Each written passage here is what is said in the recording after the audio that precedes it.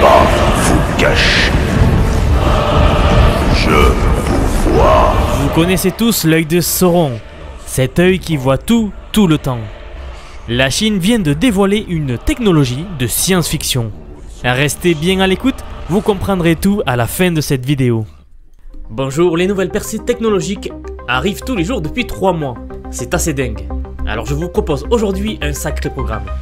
Nous verrons d'abord une percée médicale qui peut potentiellement tout changer, où 100% des patients atteints de cancer ont été guéris à long terme grâce à des essais cliniques exceptionnels.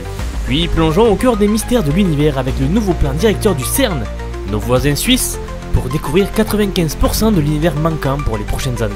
Ensuite, nous verrons un satellite chinois qui peut observer et viser avec une précision incroyable un objet à 2 millions de kilomètres, inquiétant sérieusement les États-Unis. Et nous terminerons avec une avancée impressionnante de SpaceX, où le Starship a réussi son 4e vol d'essai et a survécu à la rentrée hypersonique. Si vous ne me connaissez pas encore, c'est Visioya, et sur cette chaîne nous montrons les dernières percées technologiques qui sortent tous les jours. Donc si la vidéo vous plaît ou la chaîne vous plaît, n'hésitez pas à vous abonner si ce n'est pas déjà fait, c'est la meilleure façon de nous soutenir. Allez, donc si vous êtes prêts comme d'habitude, on y va, c'est parti pour la première partie. Pour notre première partie, une possible révolution dans le domaine de la médecine. Le monde où le cancer pourrait être complètement éradiqué grâce à une seule thérapie arrive possiblement. En tout cas, cela semble assez incroyable. Mais c'est précisément ce que viennent de réaliser les chercheurs de GSK avec un nouveau médicament appelé GLY. GLY, oui, c'est bizarre. Mais pour faire court, GSK, c'est un laboratoire de recherche à Philadelphie, aux États-Unis. Et il se trouve qu'ils m'ont envoyé un document qui explique leurs recherches. Ce document a été diffusé auprès de la presse et des institutions uniquement, mais je peux vous le partager si vous m'en faites la demande bien sûr.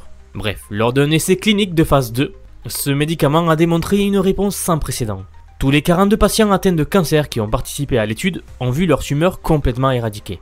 Oui, vous avez bien entendu, 100% des patients sont maintenant en rémission à long terme. La clé de ce succès réside dans la technologie des peptides utilisée par GLY. Ce médicament cible très efficacement les cancers. Dans les premiers tests, 24 patients ont été évalués après leur traitement et tous ont montré des réponses cliniques complètes, sans aucun signe de cancer pendant une moyenne de 26 mois. La docteure Andrea Cercek, chercheuse et oncologue au Memorial Sloan Kettering, a souligné l'impact monumental de cette nouvelle approche. Elle a déclaré que le GLY pourrait devenir une nouvelle norme de traitement pour le cancer, permettant une régression complète et durable des tumeurs sans les traitements invasifs traditionnels comme la chimiothérapie ou la radiothérapie. Cela ouvre une voie complètement nouvelle pour le traitement du cancer. Les thérapies traditionnelles sont souvent très lourdes, avec des effets secondaires significatifs et assez impactants dans la vie des gens. Des dysfonctionnements intestinaux, urinaires et bien d'autres. Avec le GLY, nous avons une option beaucoup moins invasive pour améliorer la qualité de vie des patients atteints de cancer, avec potentiellement une guérison à la clé. Comment fonctionne ce médicament miraculeux? Le GLY est en fait un anticorps qui bloque un récepteur particulier. En se liant à ce récepteur, il encourage le système immunitaire du patient à attaquer les cellules cancéreuses. Ce mécanisme d'action, déjà approuvé par la FDA aux États-Unis pour le traitement complémentaire du cancer de l'endomètre, est maintenant testé pour d'autres types de cancers colorectaux et les résultats sont tout aussi prometteurs. Cette percée est véritablement une possible révolution et ouvre un immense espoir dans le monde de la médecine et notamment dans l'oncologie. Et au vu de l'accroissement récent des cas de cancer dans notre société, il serait peut-être temps de trouver la solution à cette maladie. Notre avenir en dépend sûrement. C'est donc une lueur d'espoir immense que nous avons ici. Donc je ferai attention à bien suivre le développement de cette technologie et je vous en reparlerai au besoin. Allez, passons à notre deuxième partie de la vidéo.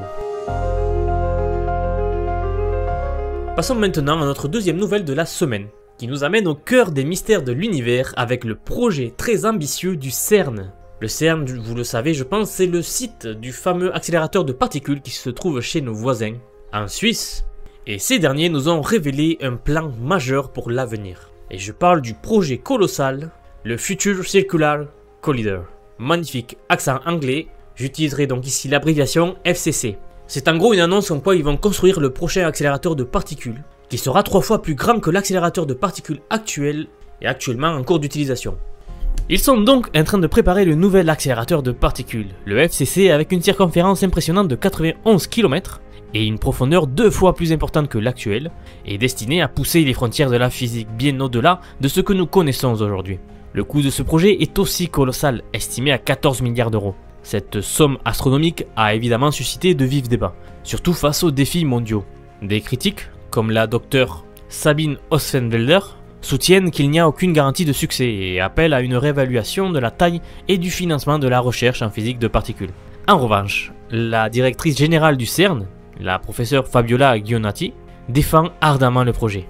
Elle le décrit comme une belle machine qui propulsera l'humanité vers des avancées significatives dans notre compréhension de la physique fondamentale et des mécanismes de l'univers. Le LHC, depuis son activation en 2008, a déjà marqué l'histoire, avec la découverte du boson de Higgs en 2012, une particule clé dans le modèle standard de la physique des particules. Cependant, malgré ce succès, le LHC n'a pas encore confirmé l'existence de particules responsables de 95% de l'univers, et je parle de la matière noire et de l'énergie noire. Donc le FCC, vous l'aurez compris, vise à combler ces lacunes. Prévu pour être construit en 2 phases, la première phase, qui devrait commencer au milieu des années 2040, impliquera des collisions d'électrons. La seconde phase, prévue pour les années 2050, utilisera des protons et nécessitera des aimants avancés, qui n'ont même pas encore été inventés. La quête de la matière noire et de l'énergie noire n'est pas nouvelle. Depuis plus de 2 décennies, les chercheurs du CERN espéraient que la machine actuelle révélerait ces particules mystérieuses, mais la recherche continue sans succès. La décision donc de créer le FCC déroule d'un processus de consultation exhaustif qui impliquait des physiciens du monde entier. Et si le FCC parvient à découvrir les mystères de la matière noire et de l'énergie noire, cela pourrait révolutionner notre compréhension de l'univers et surtout ouvrir de nouvelles voies pour la science et la technologie. Certains spéculateurs disent que c'est la clé pour avoir une énergie infinie, pour débloquer les voyages interstellaires et bien d'autres choses qui aujourd'hui sont complètement impossibles et qui pourraient même paraître de la magie. Mais comme nous avons prouvé l'histoire à maintes et maintes reprises, ce qui nous paraît aujourd'hui de la magie ne sera plus de la magie dans le futur. Donc n'hésitez pas à vous abonner pour rester au courant des dernières nouvelles dans ce domaine car je ne manquerai pas de vous en parler. Allez, passons à notre partie suivante. Pour notre sujet principal et non des moindres, direction la Chine et l'espace. Et je parle d'un exploit spatial qui inquiète sérieusement les États-Unis. On parle ici d'un satellite capable de viser, avec une précision, un objet situé à 2 millions de kilomètres de la Terre, soit 5 fois plus loin que la Lune. Eh bien, c'est ce que la Chine a réussi à faire avec son satellite Jilin-1. En janvier 2022, un astéroïde gigantesque, connu sous le nom de 1994 PC1, se dirigeait vers notre planète. Avec une taille comparable à celle de la célèbre Golden Gate, le grand pont de San Francisco, cet astéroïde représentait un défi majeur pour les astronomes. Ils avaient tous du mal à prédire son trajet avec précision en raison de la distance phénoménale qui nous séparait de lui. Et c'est alors que la Chine est intervenue. Le satellite Jilin-1, normalement utilisé pour l'observation terrestre, a été redirigé vers l'espace profond pour suivre l'astéroïde. Entre le 17 et le 21 janvier 2022, ce satellite a capturé des images cruciales chaque seconde, permettant de réduire l'erreur sur le trajet et le positionnement de l'orbite de cet astéroïde à seulement 33 km. Une erreur de 33 km. Pour un objet placé si loin, c'est assez impressionnant. Cette précision accrue a grandement amélioré notre capacité à surveiller l'astéroïde depuis la Terre, confirmant qu'il passerait sans danger à proximité de notre planète. Mais ce n'est que le mois dernier que cette mission secrète a été révélée par le gouvernement chinois. Cette divulgation a mis en lumière les capacités très avancées de satellites chinois, suscitant des inquiétudes parmi les nations occidentales, et plus particulièrement les États-Unis, où Joe Biden a fait savoir qu'il est assez inquiet. Bien sûr, cette annonce a été suivie de preuves expérimentales sur l'expérience qui avait été menée début 2022. Et je tiens à souligner que cette annonce n'est pas anodine, elle intervient dans un contexte géopolitique assez tendu. La crainte, c'est que l'expansion des capacités spatiales de la Chine puisse être utilisée à des fins militaires, modifiant ainsi l'équilibre stratégique dans l'espace. Donc on parle ici d'un satellite capable de viser et d'observer avec une précision du centimètre sur plus de 2 millions de kilomètres. Et je ne sais pas si vous avez vu ma récente vidéo sur les lasers, et notamment nouvelle arme du Royaume-Uni qui s'appelle le Dragon de Feu, Dragonfire, qui est justement une arme laser. Alors est-ce qu'on ne pourrait pas dans le futur imaginer une combinaison entre un satellite d'une précision inouïe comme le Jilin-1 et une arme laser comme l'arme du Royaume-Uni, le Dragonfire? Ça serait une technologie assez ouf et qui sortirait tout droit d'un film de science-fiction. On parle ici de l'étoile de la mort comme dans Star Wars, et j'en passe. Et suite à cette annonce très récente, le gouvernement chinois a fourni des preuves, comme quoi le même satellite a déjà capturé des détails aussi fins qu'un avion de chasse américain F-22 en plein vol, ou même le lancement d'une fusée américaine de SpaceX.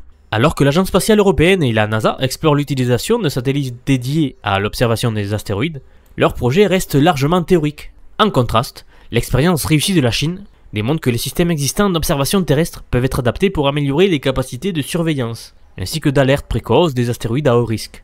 Les États-Unis, qui dominent actuellement avec plus de 8000 satellites en orbite, principalement grâce au Starlink de SpaceX, s'inquiètent grandement de perdre leur avance face à la montée en puissance rapide de la Chine dans le domaine spatial. Mais en dépit des tensions géopolitiques, nous devons admirer la prouesse de la Chine ici. Cela nous rappelle qu'il y a actuellement une course aux étoiles, et ce sera à qui aura la meilleure technologie dans ce domaine-là. En tout cas, si la technologie laser vous intéresse, vous pouvez aller voir ma dernière vidéo, que je laisserai dans la description de la vidéo, où je parle de la dernière arme, le dragon de feu du Royaume-Uni.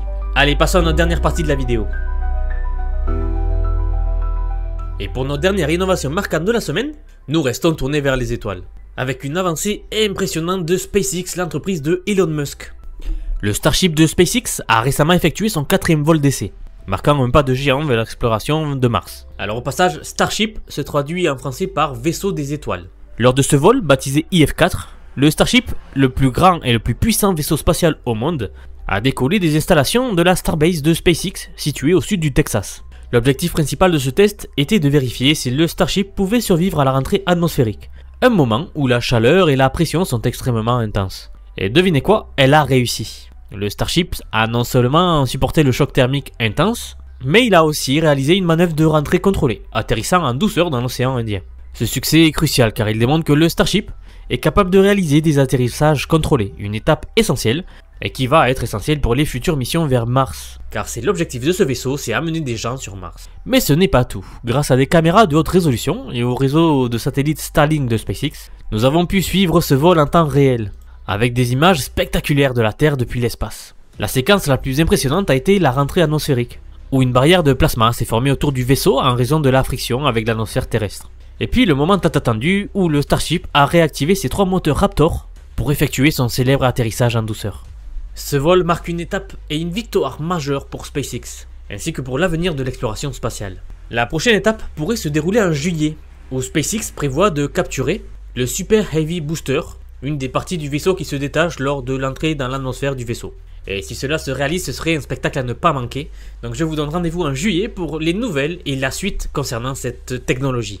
Je pense que nous n'en avons plus pour très longtemps pour amener des gens sur Mars, y établir une base et y établir l'humanité, pourquoi pas. D'ailleurs, ça serait assez intéressant de parler de la technologie de la terraformation qui permettrait de rendre Mars habitable. Peut-être j'en parlerai dans une de mes prochaines vidéos. Mais en tout cas, si vous êtes encore là, merci d'avoir suivi cette vidéo jusqu'au bout. Cela soutient beaucoup la chaîne. Et d'ailleurs, si ce n'est pas déjà fait, vous pouvez liker la vidéo ou vous abonner pour la soutenir encore plus. En tout cas, ces technologies nous montrent une fois de plus à quel point le futur est prometteur. Je le dis à chaque fin de vidéo. Mais le futur est rempli de possibilités. Et si vous ne me croyez pas, n'hésitez pas à aller voir les autres vidéos de la chaîne, vous allez être très surpris. En tout cas, je vous dis à très bientôt pour la prochaine vidéo et les prochaines nouvelles.